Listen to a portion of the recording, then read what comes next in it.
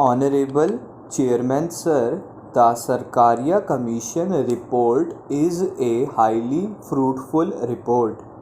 It is a very serious document which has taken into account the totality of the political life in the country, and it has made some very important recommendation, though very wisely it has not touched the basic structure, the fundamental structure of our constitution, nor has it made any basic or radical institutional changes.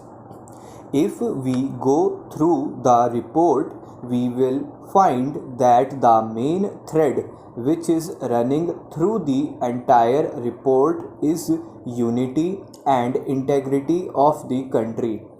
That is why the Sarkaria Commission has laid stress again and again on a strong center and at the same time strong states. In fact, our founding fathers were very wise people. When they were framing the constitution, they were foreseeing the events. They were very tall people and they knew what was going to happen.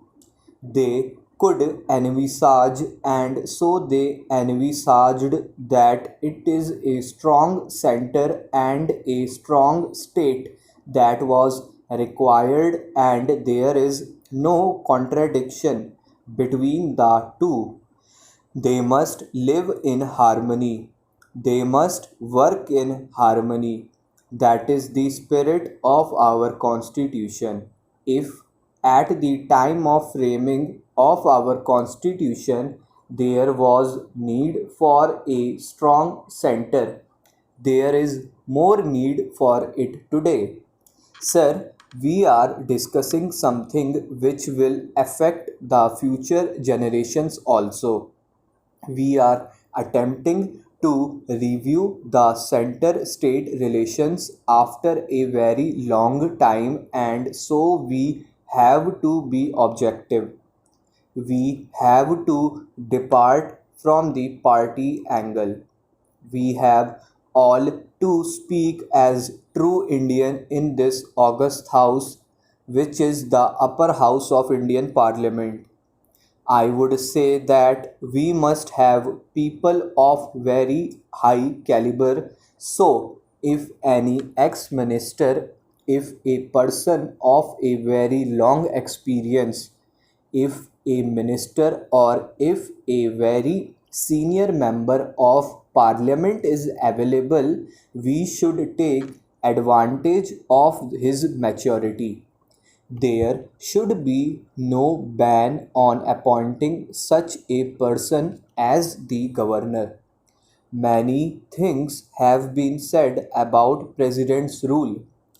It has also been said that there has been abuse of this provision of imposing president's rule.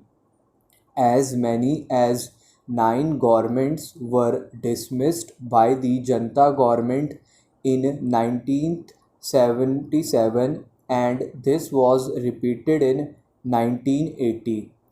But the whole point is the president's rule has to be imposed if there is no stable government possible for cooling of time, and that has to be decided by the president on the report of the governor.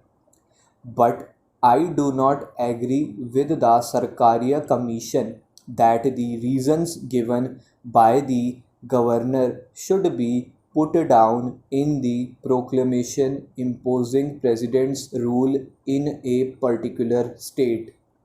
This will be wrong. If you do that, it will become justifiable. The courts will come into the picture and they will pass stay orders.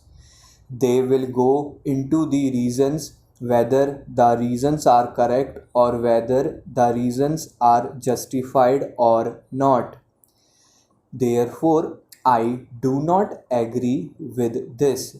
Sir, I do not agree with the observations that it is desirable that a politician from the ruling party at the union is not appointed as governor of a state which is being run by some other party or a combination of other parties.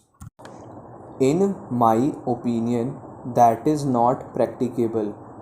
As I said that I do expect that when a person becomes a governor, then he forgets to which political party he belongs, and when he sits on that high pedestal, he must take objective view of the situation.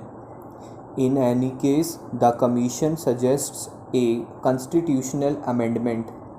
I would say do not bind the choice of the centre by writing it into the Constitution. All these good points must be taken into consideration, and we should have a convention that we will not appoint any person of a low caliber or a person who is not expected to deliver goods. About the All India services, I am surprised at the demand being made in certain quarters.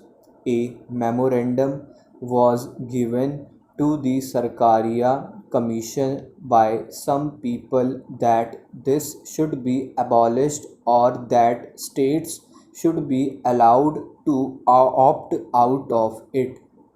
This will strike at the very root of the principle of unity and integrity of the country, and it is against national integration.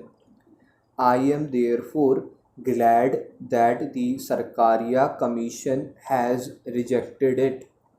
As far as All India Radio and Doordarshan are concerned, functional freedom is there. In regard to ordinances, there has been a lot of hue and cry about it. It would, in this connection, invite the attention of the House to the findings of the Wadhwa Commission. The commission found that in Bihar both the Janata and the Congress governments were guilty of this. For years they went on promulgating ordinances and renewing them.